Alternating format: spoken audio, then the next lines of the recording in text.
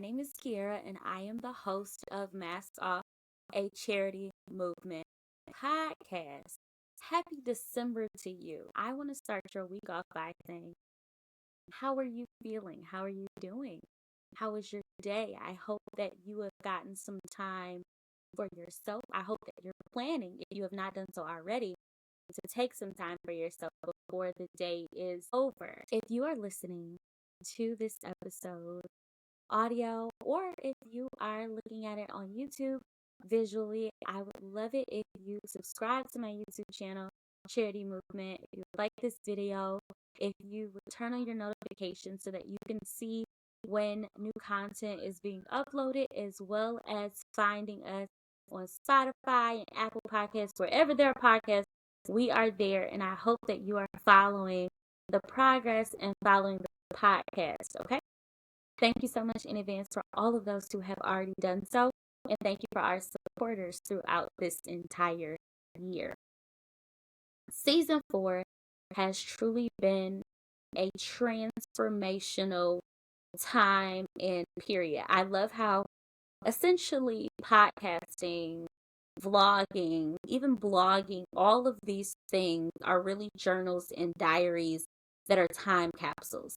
This is where you actually have saved documentation of progress, saved documentation of transition. And so I am just grateful that God has foreknown that we would need all of these recorded time capsules of conversations and dialogue where we can really start to learn the areas of growth and to see clearly the ways that God is changing us and maturing us day by day, week by week, month by month, and I hope year by year.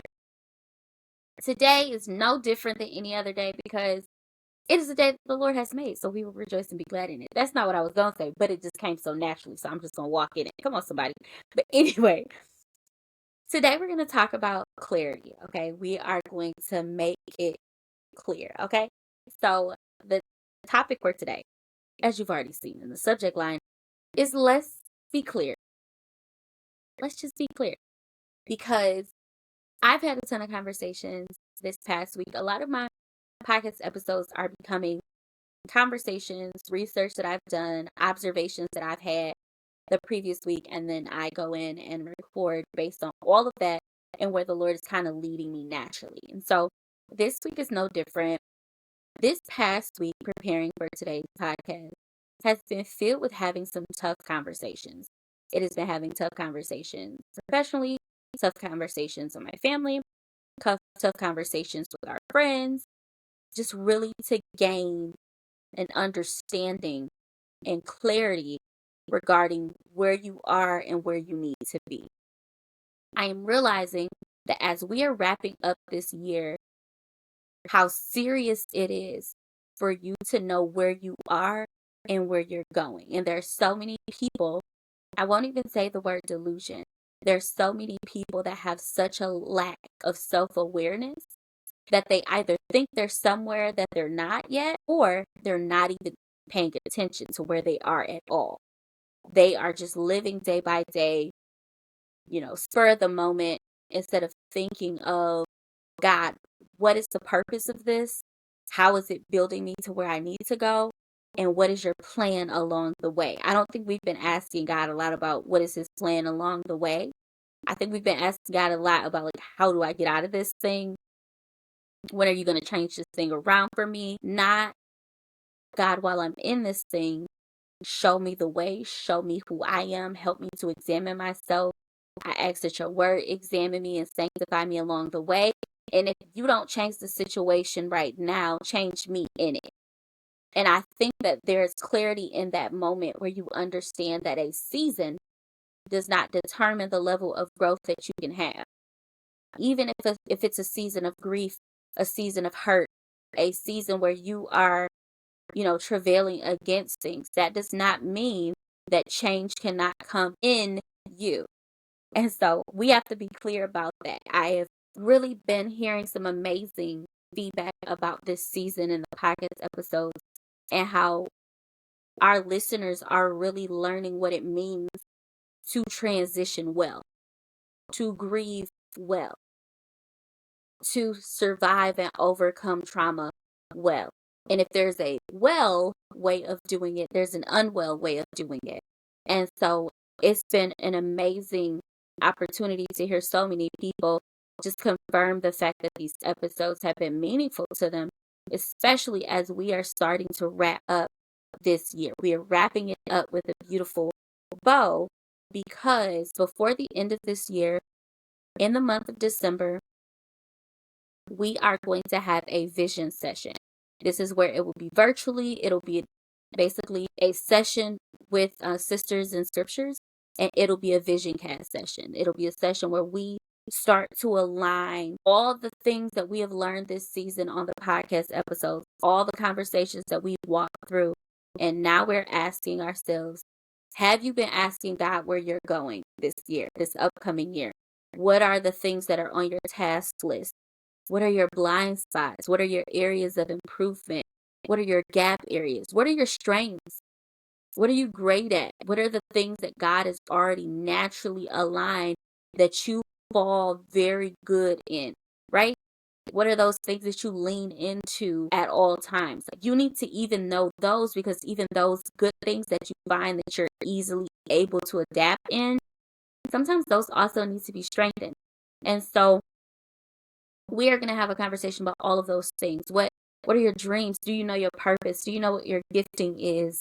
Especially when you talk spiritually and in ministry. And I'm talking more than preaching and, teaching or singing. What is your purpose on this earth? Who are you called to compel, right?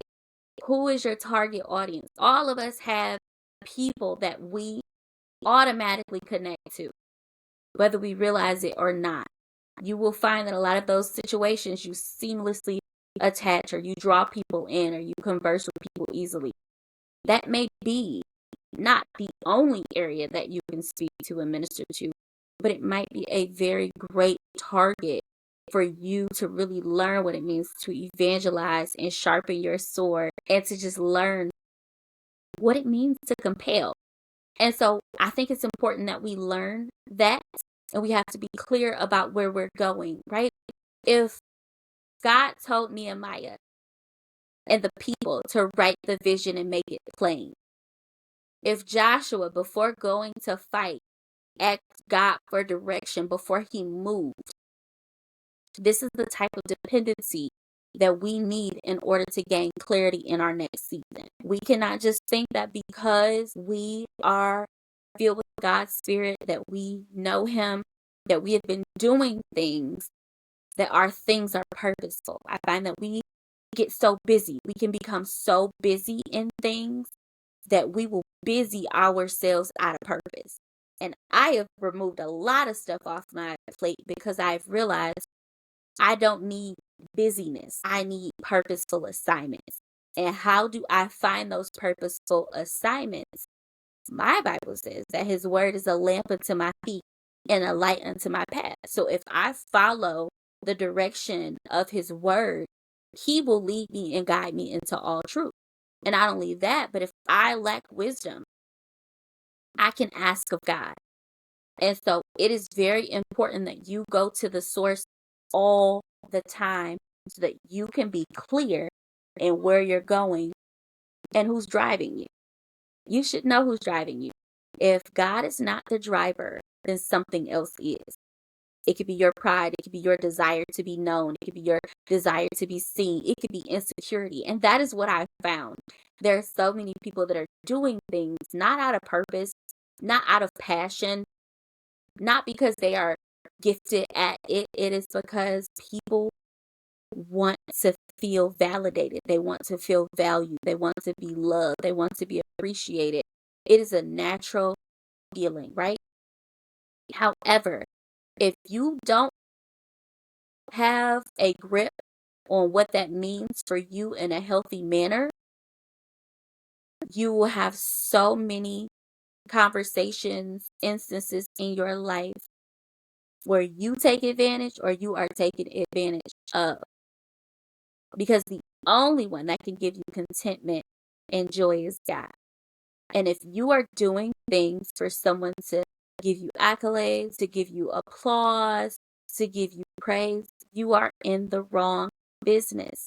Because people will call you Hosanna one day and they will say, give us Barabbas the next day. People are fickle. God is not. So if you allow him to be the source and direct your path, you will never be in unclear territory. So, just in case you do not know, while we're talking about let's be clear, I had 10 questions that I think will help wrap this episode up because I don't want this to be a long episode, but I do want it to be an intentional episode. With let's be clear, this episode today, the word around this entire conversation is clarity. It is important that in relationships, in your relationship with God, in your relationship with others, in your relationship with your pastor, in your relationship with your friends, in your relationship with your spouse, even in the relationship that you have with your children, you should aim to have conversations that are filled with clarity, relationships that are consistent in clarity. We know where we're going. We know where we're headed. We know the goal. We know the type of relationship this is. Okay? It is very important that we have clarity. So the first question that I'll answer is, what does clarity truly mean in this season of life? And how do we know when we're operating in it versus surviving? So clarity is a mutual understanding of the happenings and instances of a situation, relationship, or connection. So for me in this season, clarity is having a full understanding with the opportunity to ask questions or inquire about more information so that I can move forward in whatever decision, relationship, or season that follows. Earlier this week, for example, I received a phone call from my father's doctor, and it was myself, my sister, and my mother on the phone. And the doctor was asking some medical questions for clarity. And in turn, I asked him several clarifying questions because I wanted to have a full understanding of the procedure that they were proposing, all the risks, all the factors, so that then I could be satisfied with the answers and the decision.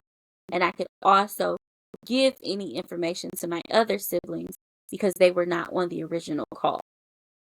That is a great example because even when you're having dialogue, sometimes there's information that is left out because it is not seen as pertinent or it is not seen as immediate.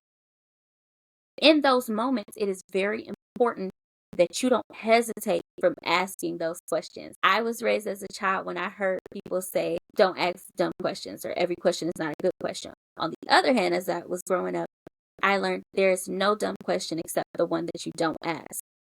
I believe in asking questions. The older that I have gotten, I have learned to be very comfortable in asking questions so that I don't walk in ignorance.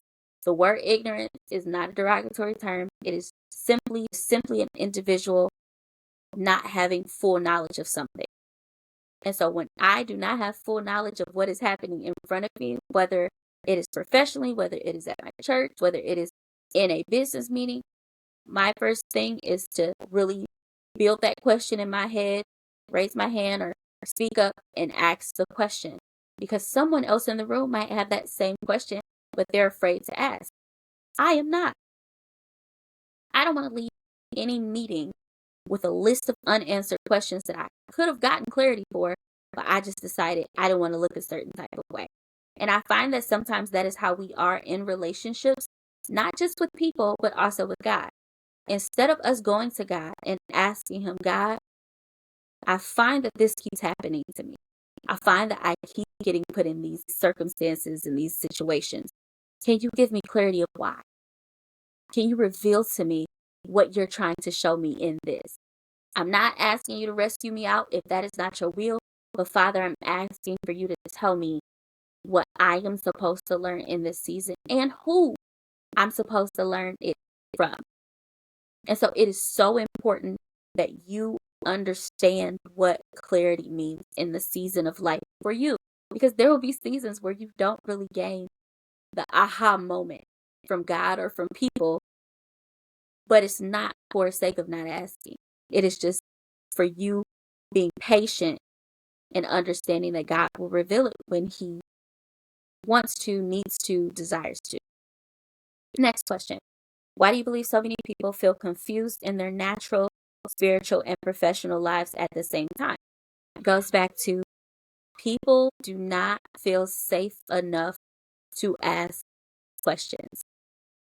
In the community that I've been raised in, it was not a welcoming experience to ask your parents, adults, questions, a bunch of questions. And I was like an anomaly. I was a unicorn in my family because I always asked questions, even when I probably shouldn't have, because I did not believe in secrets.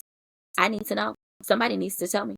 I don't like this because I don't like the ambiguous nature that not knowing leaves. I don't like that type of feeling. And so I find that a lot of people feel in their natural life because they don't ask questions because they're scared of being disappointed, or they are around people that will not give them the truth. Spiritually, some people are confused because in a lot of, I'm not going to say a lot, I will say in some churches, environments, communities, it is not a positive thing when someone asks a ton of questions. It is often seen as someone is being a smart aleck, or they are being a know-it-all, or they are being overzealous in a way. And that leaves a lot of people, especially younger people, feeling destitute or ostracized because they are not given the opportunity to grow by asking. This is the reason why there's so many people that are experiencing life needing advice, but they don't ask because they are scared to even go forward in inquiring about a mentor. I've never seen so many people in this day and time that need direction and they go to social media because they can't go to an individual because that person will not be receptive to them. I've never seen so many people that are givers and philanthropic, they're leaders, they're impactors, they could be preachers, community leaders, all of these things, but they don't want to help prepare for the next generation. And that it leaves people confused because where there is no direction, there is usually no growth. Where there is no direction in construction, there is no building of the thing. And so a lot of people feel confused in their natural, their spiritual, their professional life because they don't have anyone giving them clarity. So the third question, how can someone begin gaining clarity when they feel overwhelmed, burnt out, or emotionally exhausted? I would say number one, go to God. I would say number two, be honest with yourself, where you are. So I think it's a beautiful thing that you've gotten to the place where you can identify that you're overwhelmed, or identify that you're burnt out, or you identify that you're emotionally exhausted. The third thing is evaluate what is causing that. What is causing you to feel overwhelmed? Like when you think about it, it automatically starts giving you signs of you feeling exhausted. Is it your job? Is it having conversations with certain people around you? Is it doing a certain thing on a day-to-day basis? It is very important that we observe ourselves. And then after doing that, you start asking, in my life, what is a priority that I cannot take off my plate? Your job, if you can't take that off your plate, okay, cool. But having conversations all time of the night that starts to drain more out of you than it is giving you peace, you can stop that. You can do not disturb that. And so it is very important that after you speak to God and He starts to give you encouragement, you open up your Bible and the Lord gives you a scripture that will speak to the situation. You call somebody that you trust they can give you a different perspective so that you can then gain that information. And then you look at what is the priority? What in my life is causing me to feel those emotions? And it's causing me to feel burnt out. It's causing me to feel differently than I want to feel. And then you ask yourself, what realistic changes can I make starting today that will lower those negative emotions that I feel. And if it's not talking to people past a certain time, that's one. If it's putting your phone on do not disturb, that's two. If it's praying and not looking at your phone an hour before you go to sleep, that's three. But we have to be doers and not just hearers of the word. We have to examine ourselves, right? And whatever is not right, even if it's things that causes us negative emotions, our job, right, is to remove it. And if God is giving you the wisdom and the knowledge to understand that you're exhausted or you're overwhelmed, it is your responsibility not to ignore those things, but to work on those things. And not just work on those things, but if you cannot see the priority and how to navigate that, bring somebody else in. After God has spoken to you, go to somebody at your church, go to your pastor, speak to them, go to a therapist who is not even a stakeholder in your everyday life, but they can give you a perspective that is healthy and that can start helping you build a toolbox of resources that you can lean on so that you don't feel overwhelmed and burned out and emotionally exhausted. Question 4. What role does faith and prayer play in helping us hear clearly instead of moving emotionally? So, as I said, prayers is essential. Prayer is a communication with God. That is where we connect. That is where we gain strategy. That is where we hear direction, hear encouragement, hear rebuke, hear the things that we need to move forward. Okay? So prayer is an essential part of the life of a believer. Faith is something that gives you the confidence in knowing that God is going to come through for you. God will never leave you nor forsake you. It is the reassurance of the thing that you already know about God and what that means for you. Okay? Both of those things are huge in helping you hear clearly. And I do believe in college I started using this phrase. It's a difference between what you feel and what is real sometimes. What I feel is that I am hurting right now and I'll never get out. What is real is that this thing that I feel is real. I'm validating that, but it's only for a season. And I will overcome it. Because greater is he that is in me than he that is in the world. So it is nothing that will overtake me when I am with God. We are in agreement. We're together. And so that helps build clarity in you and understanding that there are some things that are for a season. There are some things that the enemy is placing in your path to confuse you and deter you from the goal that God has set for you. And so you have to be able to not think emotionally to the point where you are stagnant and you are becoming lulled by the devil. It is our job to submit to God, resist the devil, and he will flee from us. That means that we have to have a level of clarity and sobriety in how we navigate our life. Question 5. How do you gain clarity in your career when what you're doing no longer aligns with who you're becoming? The first thing is pray. That's number 1. Okay. I'm going to keep saying that. It's a recurring thing. Pray. The second thing, and I can speak for myself in this regard, I talk to my husband about everything. Every professional decision I make, every business decision I make, I talk to him because he is a wise mind. He is usually an objective mind, and he has my best interest at heart. In addition to him, I have 2 mentors that I usually always go to professionally and asking about where I am, where I need to be based on the goals that I have told them and what they see in me. And so it is very important that you don't navigate those spaces by yourself because we don't know everything. And I'm not going to act like I know everything and I know how to make all decisions by myself. I wasn't supposed to.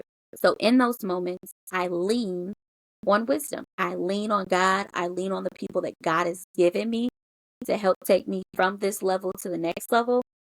And if I realize I am in a place career-wise that no longer serves the mission, the movement, the passion that I have and that I joined the organization for, I asked God to open the door to go somewhere else. And a year plus ago, I had that conversation with God.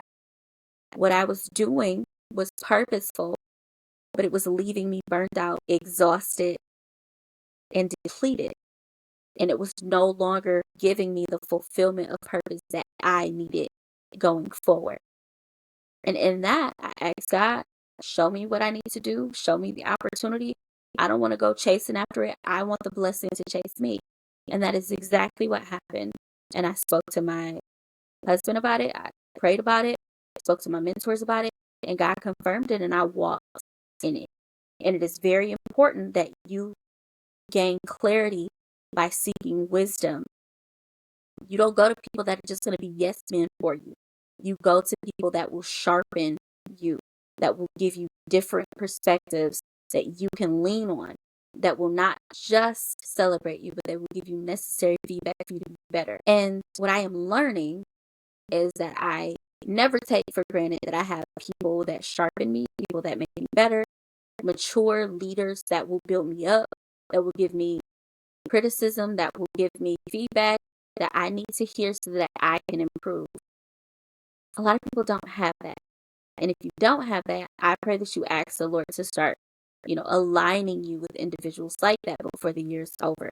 Because it is essential to make sure that what you are doing aligns with who you're becoming. Number 6, what are some indicators that clarity is trying to emerge in our relationships, but we may be ignoring it? We have more questions than answers. I'm going back to that one. Yes, I am. You need to ask questions. If you don't have clarity, if you don't have answers, if you are not leaving the conversation within the relationship that you have with peace, because you understand what's going on, you understand the direction, you understand the purpose. If you don't understand any of those things, that means you have questions, right? And that is a huge indicator that clarity is trying to emerge, but you are ignoring it. If you're seeing that it is not pulling you to your best, if you are looking at other relationships in that same way, like those same relationship type dialogues and conversations. So, for example, if you are envisioning a type of relationship with an individual and you're looking at it through the lens of someone else's relationship and you want parts of that, that is not always jealousy or envy. I think sometimes when we see certain aspects, we're like, oh man, that is a very healthy thing that I would like to implement into the relationship that I'm having. That is an indicator that you might need to start asking for clarity. Small example, just by chance, you're married and you all have been married for a long period of time and you realize, oh my goodness, it's been 9 months since my husband and I went on a date. And you see a friend post, me and my spouse just went on a date night. It was amazing. It really helped us reconnect on our focus to each other versus everything happening around us. It's not jealousy. That is an indicator that there needs to be clarity, and I am ignoring it because I'm just going through life. And some of it is not intentional. We have to remain committed to examining ourselves and the relationships that we are in. Because sometimes in the state of busyness and all the things that we're doing, we will, unintentionally ignore and or neglect the things that we are supposed to be seeing clearly, and we never want to do that. Number 7, once clarity is revealed, why is it still so hard for people to act on it? As I stated earlier, a lot of times many people do not walk in getting the clarity that they desire because of a fear of rejection, a fear of being disappointed, a fear of being ignored. And so those insecurities then breed a level of stagnancy in a person to where they are scared to move forward. But as I say every episode, the only one stopping you is you. And if asking for clarity, once that clarity is revealed, acting upon it, if that is so hard, maybe that's not a them problem. Maybe it's a you problem. Maybe it's not because they create or they have an environment that says, I don't want to hear it or I'm not going to change. Maybe it's a you thing saying they won't do it for me. And I have mentored and encouraged women even about friendships. Like, I want to ask for more, or I want to ask for this, but I don't know if they would do it for me. Well, why not? If a person desires a friend, they must show themselves friendly. And so once clarity is revealed, a lot of people move very slow, or they don't move at all, because some people just don't want to rock the boat. But if the boat never rocks, that means the boat is not moving. And if the boat is not moving, that means you're going nowhere. And who wants to be a part of a relationship, friendship, connection that is going nowhere? None of us. So I tell you, encourage you, in this next season, rock that boat. Question 8. What spiritual disciplines help us sustain clarity instead of slipping back into cycles of confusion?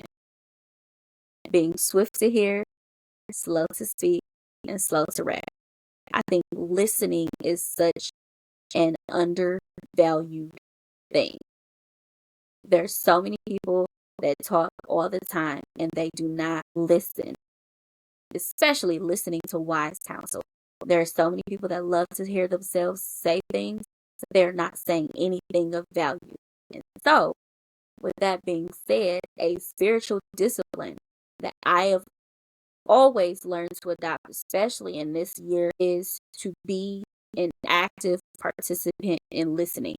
I have to listen to what's being said in these meetings. I have to hear what's being said with my friends. I have to hear, even on social media, I will look and observe more than I ever comment. Not because I'm nosy, not because I want to have somebody's business, but I am deeply concerned for the people of God. I am deeply concerned for the people that I call my friends and my family. And so when I see something, I hear something, I usually go say something, because it helps me not to make assumptions about anything, but to gain a true understanding of everything. And a lot of people stop being friends with people, ostracize people, talk about people all behind their backs, all because they created an assumption in their mind about somebody before they ever ask for clarity. There's so many people that come to me and say, you're friends with that person, or you're friends with these people. I thought they were this, or I thought they were that. And I'm like, nope, they're the nicest people in the world.